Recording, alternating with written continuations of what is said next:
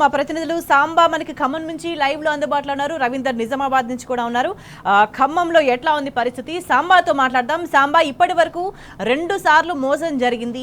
ఇప్పటికి కూడా చెప్పిన టైంకి ఏది కూడా జరగని పరిస్థితి. ఇప్పటి వరకు కూడా పూర్తి స్థాయిలో రైతు భరోసా అందని పరిస్థితి. కొన్ని మండలాలు వరంగల్ మనం ఇప్పుడు రవికాంత్ మాట్లాడిన మాటలు చూస్తే వరంగల్కి సంబంధించి కొన్ని మండలాలు కనీసం పథకాలకు సంబంధించి ఏ ఒక్క ఇంప్లిమెంటేషన్ కూడా లేని దుస్థితి ఉంది. మరి ఖమ్మంలో ఎట్లా ఉంది సిచ్యువేషన్? ఎంతవరకు మరి రైతు భరోసా అందింది? ప్రభుత్వం చెప్తున్న మాటలకి వాస్తవానికి ఎంత డిఫరెన్స్ కనిపిస్తుంది?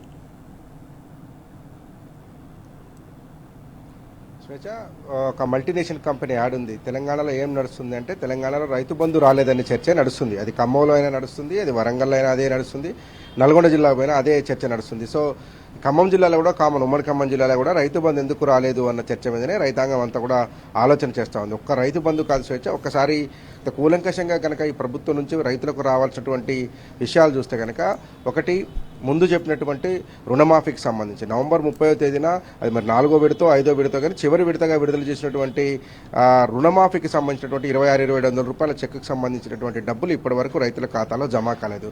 అది నెంబర్ 1 పాయింట్. రుణమాఫీ చేశామనేటువంటిది 100% చేశామని చెప్తున్నటువంటి ప్రభుత్వం చివరి దశలో నవంబర్ 30వ తేదీన ఏదైతే మహబూబ్నగర్ జిల్లాలో పోయి ముఖ్యమంత్రి విడుదల చేశారో ఆ చెక్కుకు సంబంధించిన డబ్బులు ఇప్పటి వరకు ఏ రైతు ఖాతాలో జమ అయినట్టుగా అయితే మన దృష్టికి రాలేదు. అన్ని చోట్లకు బ్యాంకులలో కావచ్చు, అన్ని చోట్ల సొసైటీలకు సంబంధించినటువంటి వ్యవస్థలను కూడా మనం అడిగేటువంటి ప్రయత్నం చేస్తే డబ్బులు రాలేదని చెప్తున్నారు. నెంబర్ 2 పాయింట్ రైతు భరోసాకు సంబంధించి ఇప్పటి వరకు ఒక స్పష్టమైనటువంటి అవగాహన లేదు. 1 ఎకరం వరకు పడతాయని చెప్పారు, అది పడిందా లేదా అనే దాని మీద స్పష్టత లేదు. ఆ టెక్నికల్ ఇష్యూస్ వల్ల రుణమాఫీ జరగకుండా ఆగిపోయినటువంటి రైతులు ఉన్నారో వాళ్ళకు ఈ సమస్య కూడా ఉత్పన్నమైనట్టుగా కనపడుతోంది. చాలా మంది రైతుల్లో 1 ఎకర్ లోపు ఉన్నటువంటి వాళ్ళకి కూడా పడలేదంటున్నారు. పేపర్లలోనేమో ముందు రోజే వార్త వచ్చేస్తుంది, రైతుల ఖాతాలో 1 ఎకరం లోపు జమ, 2 ఎకరాల లోపు జమ అనేటువంటి వస్తుంది. మరి రైతుల ఖాతాలు చూసినప్పుడు మాత్రం ఖాళీగానే కనపడుతున్నాయి తప్ప రైతు భరోసాకు సంబంధించినటువంటి నిధులు జమ అయినటువంటి దాఖలాలు అయితే లేవు. ఇక 3వది అత్యంత కీలకమైన అంశం ఏంటంటే బోనస్ ఇచ్చి మొత్తం రైతాంగాన్ని ఆదుకుంటాం, అన్ని పంటలకు బోనస్ ఇస్తాం, అన్ని రకాల వడ్లకు బోనస్ ఇస్తామని చెప్పినటువంటి ప్రభుత్వం అక్కడక్కడ కొనుగోలు చేసినటువంటి 30-40% ధాన్యాన్ని కొనుగోలు చేసింది. అందులో కూడా ఇంకా 25-30% వరకు కూడా డబ్బులు చెల్లించలేదు. ఏదైతే బోనస్ ఆహా ఓహో అని చెప్తున్నారో క్వింటాల్ సన్న ధాన్యానికి 500 బోనస్ ఇస్తామని చెప్పారో ఆ బోనస్ కూడా చాలా మంది రైతులకు ఇంకా పడలేదని చెప్పి రైతులు దిగాలు పడుతున్నటువంటి పరిస్థితి కనిపిస్తుంది. ఇప్పుడు 3వ అంశం ఏంటంటే రైతు భరోసాకు సంబంధించినటువంటి అంశం. గత ప్రభుత్వం ఉన్నప్పుడు కేసీఆర్ హయాంలో ఉన్నప్పుడు ఏ రైతుకు ఎప్పుడు పడుతుంది, వారం రోజుల లోపు మొత్తం రుణమాఫీకి రైతు బంధుకు సంబంధించినటువంటి ప్రక్రియ పూర్తయిపోయేది.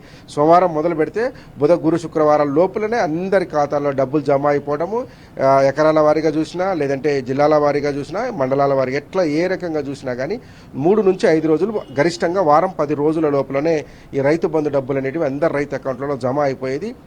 రైతుల ముఖాల్లో సంతోషం కనిపించేది. కానీ ఇవాళ రైతుల ముఖంలో ఒక యాంగ్జైటీ, ఒక టెన్షన్ కనపడుతుంది. నాకు వస్తుందా రాదా అనేటువంటి అంశాన్ని వాళ్ళందరూ కూడా చర్చించుకుంటారు. ఏ 2 రైతులు, ఏ 3 రైతులు కనపడ్డా నీకు రైతు బంధు వచ్చిందా, నీకు రైతు భరోసా వచ్చిందా అనేటువంటి చర్చ నడుస్తుంది. రైతు బంధును రైతు భరోసాగా అయితే మార్చారు తప్ప ఆ భరోసా నిధులు ఇప్పటి వరకు 1 రూపాయి కూడా ఏ రైతుకు వచ్చినటువంటి దాఖలాలు లేవు.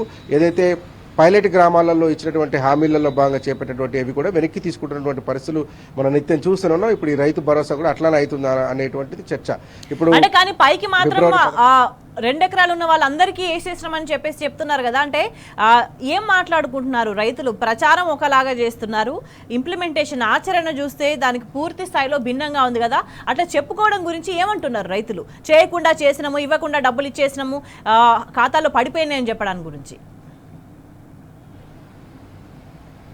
3 రకాలుగా రైతులను తప్పుదోవ పట్టించేటువంటి ప్రయత్నం ప్రభుత్వం చేస్తుంది. ఒకటి, మంత్రులు, అధికార పార్టీ ఎమ్మెల్యేలతో పాటు మంత్రులు కూడా మాట్లాడుతున్నారు, ముఖ్యమంత్రి కూడా మాట్లాడుతున్నారు, రైతు భరోసా ఇచ్చేసామంటున్నారు.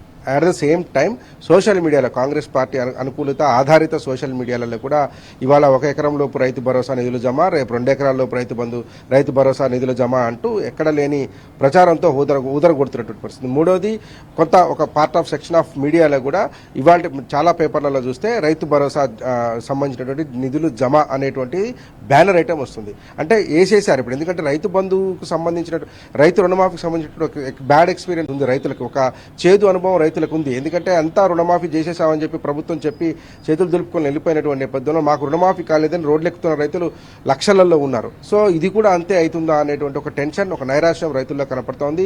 రైతు భరోసా ఇవ్వకుండానే ఇచ్చామని చెప్పడము, వార్తలు రావటము, సోషల్ మీడియాలో వేసుకోవటము, ఆయా ఎమ్మెల్యేలు వాళ్ళ నియోజకవర్గాలు మండలాల గ్రూపులలో రైతు భరోసా ఇచ్చినటువంటి నాయకుడికి ధన్యవాదాలు చెప్పడము, పాలాభిషేకాలు చేయడం లాంటి ఒక సిచ్యువేషన్ క్రియేట్ చేయడంతో అంటే జరిగిపోయిందా, రుణమాఫీ ఇచ్చేశారా, రుణమాఫీ పూర్తి అయిపోయిందా, అంటే రుణమాఫీ తరహాలోనే ఇవాళ రైతు భరోసాను కూడా చేయబోతున్నారా, ఏ రకంగా చేస్తున్నారనేటువంటిది రైతులకు వస్తున్నటువంటి. ఇవ్వకపోతే ఇయ్యము అని చెప్తే రైతులు ఆలోచించరు, ప్రభుత్వం గురించి పట్టించుకోరు. కానీ ఇవ్వకుండా ఇచ్చామని చెప్పడానే రైతులు తప్పుపడుతున్నారు. స్వేచ్ఛ.